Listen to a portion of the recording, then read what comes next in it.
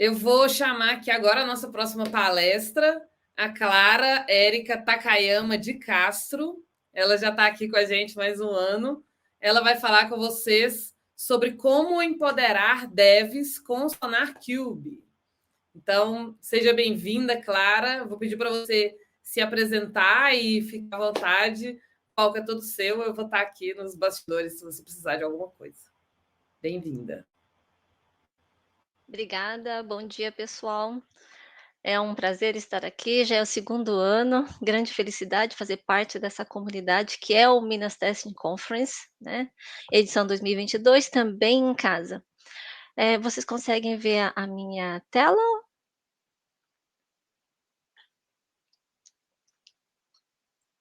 Agora sim. Obrigada, pessoal. Só para eu conseguir avançar as minhas telinhas aqui, só um momentinho. Só um momentinho, vamos lá. Cadê meu Canva? Valeu aqui. Não, quem já me conhece ou sabe que eu sempre falo sobre DevOps, sobre qualidade, sobre agilidade. E aqui é um tema que eu quero começar a falar com vocês, é sobre essa ferramenta SonarQube. Sei que ela está no mercado há muito tempo, as pessoas estão conhecendo, outras não conhecem, outras já estão bem avançadas, mas é sempre para quem está começando, é bom a gente falar, porque ela é realmente poderosíssima no sentido de encontrar os nossos testes, nossos bugs e vulnerabilidades. Então, aqui só me apresentando, né, tive que mudar, né, a palestra aqui, não são só 23, já passaram de 24 anos aí na área de TI, sempre no setor bancário aí de seguros, né, e faço aqui o meu apoio às comunidades, sempre palestro falando sobre esses temas aí, porque acho importante, eu mais aprendo do que realmente ensino, tento trazer a todo momento um pouco da minha experiência, né, que eu acho que isso é o que vale, a gente conseguir fazer uma troca de conhecimento com todos, então faço esses trabalhos voluntários, né, a partir desse ano eu sou professora aí de bootcamp, MBA na XP Educação, antes GTI, agora se juntou, né, virou XP Educação.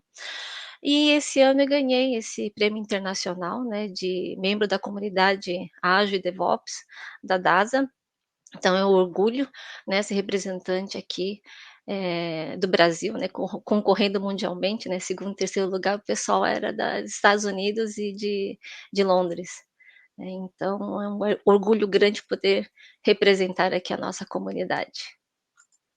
Agora, falando sobre o tema mesmo, né, a Ana comentou bastante sobre os nossos problemas de software e como a gente consegue resolvê-los, né, falou aí dos problemas de mutação, né, os testes de mutação, bem interessante, e isso, como ela explicou bem, é depois, é um pouco mais lá para frente. O que eu vou explicar é lá no cerne, né, em tempo de codificação, o mais shift left possível, né, o pessoal acho que já conhece esse termo, é mais próximo ao desenvolvedor, que a gente vai conseguir encontrar esses erros ou bugs, tá? Falar um pouquinho de como é que a gente consegue evitá-los e o que que essa ferramenta contribui para, trazer essa melhoria contínua, né, o que a gente fala e o que o DevOps prega também, né, que é você ter feedback rápido e conseguir seguir adiante, né, não levar os seus problemas, bugs, etcétera, para a produção. Então, quem é que nunca passou por isso, né? Seja no seu app, seja no seu, na sua web, você quer fazer uma compra, fazer uma transação, né, e tem algum problema aqui. Então, o que está mais, né, na onda mesmo depois, já antes da pandemia já era isso, acho que se intensificou, né, depois que veio a pandemia que muita gente que não utilizava a internet passou a utilizar, né, até para delivery, né, seja de compras, de qualquer outra coisa, comida, né, isso ficou muito forte, e isso tem se intensificado muito, muito. Peguei essa reportagem no começo do ano, eles fizeram um levantamento, né, do crescimento de cyberataques. Então aqui o grande foco, né, se a gente olha aqui no mundo, o que me chamou muita atenção foi que, imagina, cada semana você tem um aumento de 50%, né, então no papel não só de desenvolvedor, né, de toda a cadeia, você fala de entregar um software com qualidade, para não, né, ter um problema ou, como eu falava, né, eu sou coboleira, a bend, né, em produção, qualquer erro. Então, temos que estar firmes e fortes aí na batalha, na luta, né, com todas as maneiras e ferramentas possíveis, né, no seu cinturão aí de ferramentas, né, ser forte para poder, atrapalhar a vida desses hackers, né, ou de quem tentar quebrar o seu sistema e a sua aplicação, né. Aqui só trazendo um pouquinho, contextualizando os problemas, né, imagina você ter mais de 2 trilhões, né, de prejuízo, isso aqui é um reporte aqui da CISQ, CISQ, né, de 2020, imagina falar sobre falhas operacionais, né, baixa qualidade do software e também projetos mal sucedidos. Então esse é o grande foco, né, do que a gente está falando aqui, é só para você ter uma visão, do todo, né, do geral, o que que às vezes uma falha, né, um pequeno parafuso, né, dentro lá da nossa máquina de entregar software pode ocasionar. Então, dando alguns exemplos, pequenos exemplos aqui, né,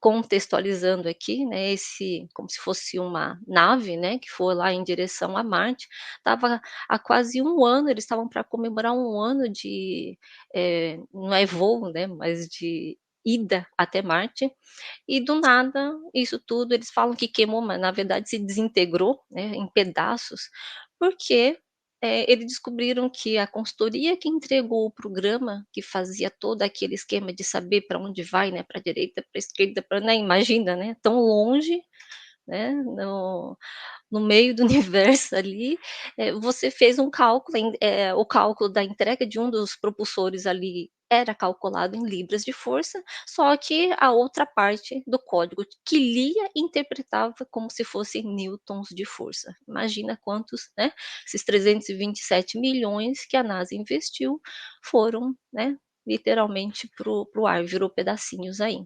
Então só um pequeno exemplo em relação que às vezes uma pequena coisa, uma linha de código pode ter, ocasionado esse problema. Aqui é um pouco mais sério, né, falando sobre um avião, né, esse Boeing 737, não sei se vocês lembram, é mais ou menos recente, né, 2018 e 19, esses grandes acidentes ocasionados, se vocês olham a estrutura, a comparação entre um avião e outro, vocês conseguem enxergar que do lado direito, essa turbina, né, ela fica na frente da asa, então já tinha um projeto diferente, e ele era mais pesado. Por por essa parte do avião, da asa, da turbina ser mais pesada e ficar mais para trás, inclusive, ele fazia com que o bico do avião ficasse mais para frente, né, mais para o alto. E toda vez que isso acontece, o avião perde a sua sustentabilidade, né, e tem a tendência de cair. Então eles colocaram 2 sensores, justamente para calcular esse ângulo, esse grau. Então toda vez que ele ficasse muito empinado, ele acionava lá a cauda, fazendo com que ele embicasse, né, para baixo. Só que qual o problema? Houve um erro na hora, né, da codificação, em que eles não levaram em conta os 2 sensores, levaram em conta somente um dos sensores. Só que esse um sensor deu a informação errada de ângulo. O que aconteceu? O avião subia e dava que ele estava muito embicado, ele jogava para baixo, ou seja, esses aviões, os 2, né, caíram logo depois da decolagem. Então, é claro, um acidente nunca é ocasionado por um problema só, né. Tá aí a Ana falando sobre casos de teste, então a gente sempre procura testar todos os pontos de vulnerabilidades ou de problemas, de bugs dentro do seu código, e nem sempre você vai conseguir enxergar todos, mas você tem que tentar cobri-los de toda maneira, né. Então aqui só uns exemplos para vocês entenderem o quanto que às vezes uma linha de código pode dar problema lá na frente, né. Mas chega de tristeza. E aí, se a gente tivesse uma bola de cristal para conseguir enxergar, né, aonde que a gente está errando, Será que existe isso, né? É que eu tenho um olho de raio-x ali para dentro do nosso código que a gente consegue ver, antecipar estes problemas. E aí uma das coisas que todo mundo fala é que mais do que encontrar erros é você preveni-los. Então, aqui apresento para vocês a ferramenta que eu vou falar hoje. É claro que existem várias outras, mas a Sonar é uma das que é bem cotada dentro do Gartner, é mundialmente utilizada por grandes empresas, né, eu já utilizo isso também, tenho experiência desde 2017, então eu consigo falar com vocês com propriedade sobre o que é e o que ela consegue te trazer de benefício, né. Então, assim como o barquinho aqui vai rastrear não só os peixes, mas de repente alguma coisa que ele pode evitar, uma pedra, né, para não furar o casco, o sonar faz essa investigação também, ao fundo do seu código, tá. Então, falando aqui da base dele, né, um overview. Ele é uma ferramenta que faz análise estática de código, tá, então ele lê linha a linha, então é diferente de uma análise dinâmica, né, não é em tempo de execução, é em tempo de código, tá. Então ele olha o quê? As melhores práticas de mercado de codificação por tecnologia, né. É uma ferramenta gratuita, né, ela começa com uma versão gratuita, e hoje já tem mais umas 3 pagas aí, que ela começa gratuita, que é Community, depois ela vai para Developer, Enterprise e a Database, tá. E o que que ela investiga ali? Basicamente eles dividiram, né, a Sonar dividiu, os tipos de problemas como bugs, code smells e vulnerabilidades, né. Bug é alguma coisa que vai te atrapalhar, vai te causar um erro lá na produção. Code smell é aquele, um cheirinho de que alguma coisa não está bem, né. Então é aquele tipo de código que começa a te dar problema, porque ele fica cada vez mais complicado, né, mais complexo, difícil de ter problemas em manutenção, né, e é o tal do código macarrônico, tá.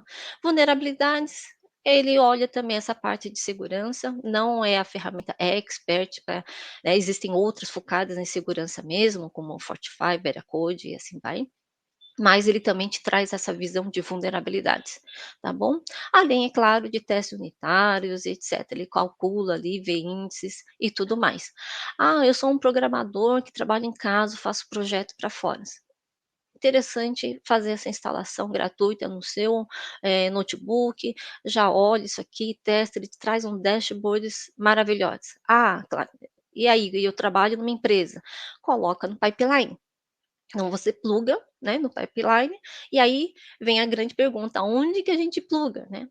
Normalmente a gente pluga no início do pipeline, né, lá, né, como eu falei, shift left no início do SDLC. Então, quanto mais perto do desenvolvedor, mais rápido você consegue identificar e trazer a casa raiz. Por que é feito assim? Porque além de ser mais barato, né, porque você descobre logo, corrige logo e você ainda não fez integrações com os outros sistemas. Então é muito mais rápido e fácil de você, putz, ele diz a linha de código, daqui a pouco eu mostro para vocês aonde está aquele problema, tá? Então é algo que realmente é um raio-x, tá? Por isso que eu acho que eles escolheram bem esse nome aí de sonar, porque realmente ele olha lá no âmago do problema mesmo, linha a linha, tá bom? Ah, importante também falar o que ele não faz, ou seja, se eu plugar o Sonar Cube na minha pipe, ele vai olhar tudo, vai trazer o que está errado, eu vou lá, vou corrigir, vou passar, tá tudo bonitinho, ok, não preciso fazer mais nenhum teste, errado. Você continua tendo a obrigatoriedade, o dever de fazer os seus testes funcionais, os seus dinâmicos, né, os seus testes regressivos lá, os automatizados, né, e até os de mutação. Tá bom? Então não é a bala de prata, não é uma ferramenta que vai resolver todos os seus problemas, tá bom? Lembra que a Ana falou, né, não adianta só ter 100% de testes. Essa ferramenta, ela vai olhar o teste unitário, ele não olha a qualidade do código, só conta se realmente o seu código tem lá os seus testes. E aliás, a ferramenta não faz a contagem dos testes, ele lê um arquivo de um programinha, seja do Maven, né, do MUnit, lá da Microsoft, ele vai olhar aquele arquivinho, vai ler o valor de teste, cobertura de teste, e vai trazer para o dashboard do próprio Sonar, tá bom? Bom, então a gente já passou pelos problemas, já falei da ferramenta, e aí como é que essa ferramenta te ajuda a fazer ou continuar, né, com a sua melhoria? Então, apresentar só um overview sobre o que essa ferramenta consegue trazer, ela não só roda, né, mas o que eu gosto da ferramenta é que ela não só executa, né, e você tem que olhar no seu job o resultado, não, ele vai te trazer lá no seu resultado, né, um link que você consegue consultar. Então ela está toda lá na, digamos, na nuvem, né, na sua web page, e você consegue olhar os resultados. Então, iniciando aqui pela abinha do overview, né, você consegue olhar ali os seus índices, né, quantos bugs você tem, né, quantos problemas você tem aí, ele olha a parte de confiabilidade, manutenibilidade e tudo mais, inclusive trazendo o tempo que você teria para corrigir sua dívida técnica, né, o que ele chama aqui de code smells, tá. E a cada execução, né, seja no pipeline ou seja na sua casa aí no seu notebook, a cada execução ele compara a execução anterior, né, com a atual. Então por isso que é o bom, porque o foco dele é no agora. Se a gente pensa numa empresa, né, tem vários devs trabalhando, uma hora está com uma pessoa, outra hora está com outra pessoa, na hora que você vai rodar o pipeline, se você ligou, né, se a equipe lá de qualidade, DevOps, o time que define as regras, os quality gates do Sonar, que definir que a regra vale para o novo código, que isso inclusive é uma orientação da própria ferramenta, né, da própria Sonar, é que você foque no que é novo, né. Então se você tem um legado, por exemplo, você tem um sistema já está rodando aí há mais de um ano, não vai querer bloquear todo mundo, né, sei lá, 50 códigos lá, bugs errados ou 500 que tiverem, né, deixa ali, foca no é novo. Então deixa naquele patamar, já estava em produção, já estava funcionando, então foca só naquilo que você está criando novo. Aí o seu amiguinho dev ali fez uma versão, colocou, ok, ele colocou no padrão de qualidade que o time definiu ali. Quando você pegar esse código para fazer a alteração, na hora que você rodar o build também, você será cobrado pelas linhas novas que você está incluindo no seu código ou pelas linhas que você alterou, ele considera novas também. Então, sempre ter esse comparativo e utilize essas duas abas, porque não é porque passou, né? Tá vendo na execução aqui, ele deu zero bugs, novos bugs. Então, na sua execução atual não tem bugs, mas no seu total, né, você já tem sim lá no seu backlog alguns issues para corrigir. Aí vem a máxima de você reservar tempo para eliminar a sua dívida técnica, tá bom? Não esqueçam disso, é boa prática, né? Se você não tem, combina o jogo com o seu PO, né, com o seu gerente, e fala o quão importante é isso, tá bom? A segunda BIM aqui de issues, ela vai dizer justamente essa visão geral de todos os problemas que você tem, vocês podem ver aqui que ele traz a lista de todos os problemas, né, e o bom é que ele classifica, lembra que eu falei, são 3 tipos: bugs, vulnerabilidades, code smell, só que a cada item você tem também a classificação da severidade. Ora, por que que isso me ajuda? Porque se você tem muitos issues, você foca de repente em bugs, em vulnerabilidades e pela severidade, começa com blocker, depois elimina os criticals e assim por diante, tá bom? Eu não daria muita atenção para info, porque como o próprio nome diz, são só informativos. Aqui o detalhe, né, que eu falei para vocês, aqui dos 14 bugs, né, lá em cima ele fala que todos eles são do tipo minor, são de pouca severidade. E no caso do Code Smell, todos eles são do tipo major também, tá bom? Esse é um teste aqui que eu rodei. Aliás, Marcelo de Oliveira aí que me ajudou, me passou o código dele para eu poder usar como exemplo. Essa telinha, um detalhe, né, quando você clica na linha aqui onde fala um issue, quando você clica num dos issues, ele trazia a tela aqui embaixo explicando, né, qual é o erro, o que não está em compliance, o que você teria que fazer para colocar em compliance. Então ele já dá a dica do que você tem que fazer. Eu rodei ontem e eu percebi que essa versão mudou um pouquinho. Tá? Hoje não tem mais aquela linha aqui, porque isso é um erro. Então, na verdade, você clica no seu issue E aí ele vai te trazer não só a linha do código que está com problema, né, assim como do lado direito vai ter aquela aquele não é a abinha, né, nova. Agora por que que isso é um erro, tá. Então acho até que visualmente para o dev fica mais fácil, né, numa mesma tela não ter que ficar fechando aquela, ele só muda de aba para conseguir enxergar o que que é o erro para ele poder corrigir mais fácil, tá bom. Então ele enxerga aqui, volta para o código dele e faz a correção. Então, olhando aqui de novo, detalhe, né, então vejam aí que ele traz o tipo, a severidade, ele traz também há quanto tempo que você colocou aquilo, a linha, né, se ele tiver uma tag, ele está falando aqui que é de acessibilidade, né, no cantinho direito, então você consegue ter um mundo de detalhes aqui, tá. Aí é só um exemplo de como que a gente faz uma correção, né, aquele é um dos itens que ele estava falando é porque, lá o seu campinho não tinha legenda, então você faz a correção da sua linha, né, põe para executar de novo e aí você vê que de 14 bugs baixou para 13 bugs, né. Lembra que no novo código estava zerado, mas eu quero zerar os meus bugs, né, mesmo que eles sejam lá de baixa severidade, eu quero ficar bonito, que quero ter zero bugs, né, para até ficar mais tranquilo. Então você foi lá, corrigiu a cada item que você vai, é claro que você não vai fazer o que eu fiz, né, ele corrigiu um bug só, mas você vai querer corrigir todos, ainda mais que eles são muito parecidos, né, copy e paste ali, roda de novo, zerou, o índice seu vai lá para o A, tá bom. E aqui mostrando, então, ou seja, depois que você executou, o seu new code fica tudo bonitinho, tudo zerado, né. Então, apesar de não se engane, né, apesar de você executar e passar, lá no total você tem a sua dívida técnica. Aqui só fazendo um highlight de que realmente o número baixou ali, tá bom? Então, outra funcionalidade muito boa, ali tem uma aba chamada atividade, então conforme você vai, executando, a cada execução, né, seja no pipeline ou seja manualmente aqui no seu notebook, eu fiz manualmente, então você consegue ver o quanto e a gente quer ver isso, né, boca do jacaré fechando, né, você quer que, tinha um número e você vai diminuindo até chegar no zero, tá bom? Essa é a nossa grande intenção.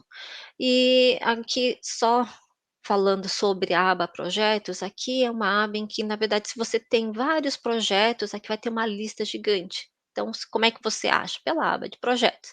Como é que você entra naqueles detalhes? Clicando aqui no nome do seu projeto, né? Então, aqui eu chamei de teste, mas você clica no teste, traz todas as abas que eu mostrei para vocês, tá bom?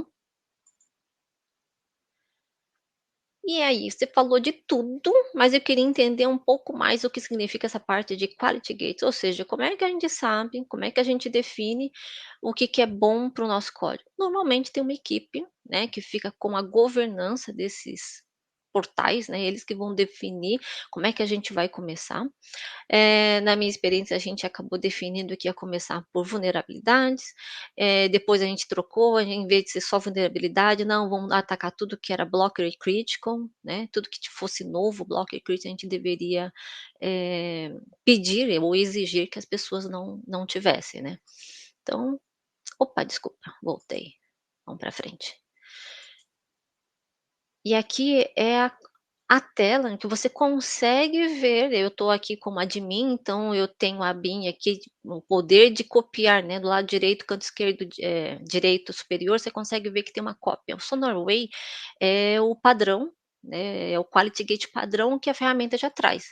Essas são as boas práticas, né, 80% de cobertura de teste unitário, ele fala no que não pode ter mais que 3% de, linhas duplicadas, né, e depois ele traz os demais índices aqui também. Quem é, né, quem é o pessoal do suporte, o pessoal que tem o perfil de admin, ele consegue clonar e ele alterar item por item. Então, você sempre vai ter lá a sua métrica, né, assim, vai abrir todas as métricas. Você pode puxar pelo blocker, como eu falei, ou como critical, ou qualquer outro tipo de item, você escolhe, você vai dizer se é menor, maior, etcétera, né, ou pior que um índice, e você define, e a partir daí os seus pipes vão rodar, né, direcionados para esse, item que você está definindo aqui, tá? Então isso é muito importante vocês saberem que é possível ter essa flexibilidade. Então se você está rodando na sua casa, faça isso também. Olhe lá, verifique. Podem ter falsos positivos? Podem também. Então, na aba que existe ali do lado esquerdo, que se chama Quality Profiles, não vou falar hoje porque é muito pouco tempo, né, para a gente falar de tudo, mas os Quality Profiles, eles têm as regras de todas as tecnologias que eles dão cobertura. E aí, normalmente, um expert daquela tecnologia revisa tudo aquilo e vê se aquilo faz sentido. Por exemplo, cold smells normalmente são os itens que dão falsos positivos, porque cada empresa tem o seu ecossistema. Então tem que validar se aquela regra vale também para o seu ecossistema da empresa, tá bom? Então fica a dica aqui para vocês olharem esse item. Aqui é um plus para quem está já numa outra posição de pensar em estratégias, como é que a gente difunde isso? Né, seja o próprio time de DevOps, o time de qualidade, ou um SRE, qual que é o grande problema, né, quando se implanta uma ferramenta dessas, numa empresa? Você já tem um legado, você já tem os seus sistemas ali rodando, então se você iniciar sem avisar, sem alinhar o jogo, sem definir o que vai ser bloqueado, é muita chance de que você ligue, né, ative a ferramenta e tenha que desativá-la. Então, o que eu sempre falo, dá para rodar sem bloquear, então não ativa os quality gates ainda, tá. Avalie o baseline, acompanhe esses dashboards. Ah, um pessoal de repente não está com 80%, está com 30% de testes unitários. Ah, então vamos cobrar 40, 10% a mais é factível? Alinha o jogo. Conforme for passando esse tempo de avaliação do baseline, você avaliou os resultados, alinhou todo mundo, comunica e passa a avaliar daqui 1 mês, 2 meses, 3 meses e não esqueça sempre de revisitar e subir a régua sempre, tá bom? Um outro plus aqui, para quem é dev, muita gente utiliza o quê? Lints, né? O Sonar Lint é algo também que é gratuito, você consegue instalar na sua IDE, né?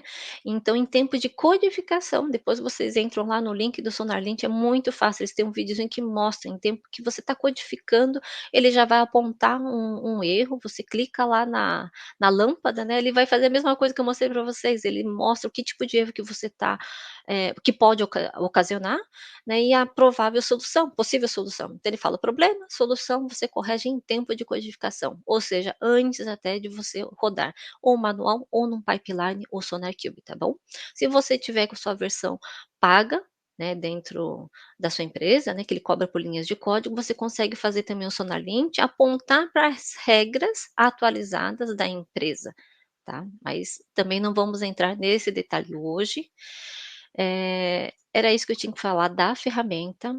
Espero que vocês se sintam cada vez mais empoderados em relação a isso, que isso te traga uma visão, né, de raio-x daquilo que você não, imaginava que estava dentro do seu código, ajuda bastante. Então se apoderem disso, né, e imagina você conseguir se precaver de todos esses problemas que a gente vê por aí. Então, isso faz parte daquilo que a gente fala, né, de fluxo das 3 maneiras do DevOps, ou seja, a gente tem que olhar o fluxo, o feedback e sempre aprendizado e melhoria contínua, experimentação contínua, tá bom? Eu acho que ultrapassei um pouquinho meu tempo aqui.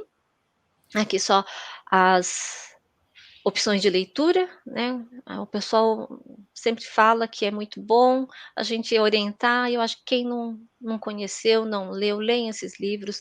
O Jornada Ágil de Qualidade também fala sobre isso, sobre os testes, Manual de DevOps, Projeto Fênix, e esse QR Code aqui é sobre um White Belt Dojo que a Microsoft tem, é gratuito, né, você consegue ler, ele fala sobre os desafios da qualidade contínua. E só para fechar, uma frase final que eu gosto muito, falo muito sobre isso, porque mais importante até que você fazer o seu trabalho é sempre melhorar o seu trabalho diário, tá bom? Quem não conseguiu pegar os meus dados, aí esse é meu LinkedIn, meu e-mail também. Entre em contato, tirem dúvidas e obrigada. Obrigada, Clara. Foi muito boa a sua palestra, bem detalhadinha. A gente tem aqui várias perguntas, também não vamos conseguir fazer todas, então já deixo o convite aí para todo mundo levar as perguntas lá para a session, mas eu vou fazer algumas aqui que foram mais votadas. Inclusive, acho que umas respondem às outras, assim, tá bem parecido, tem coisa que você já falou. Mas veio aqui duas perguntas mais ou menos parecidas. Quais as principais diferenças do Sonar Cube para o Sonar Cloud?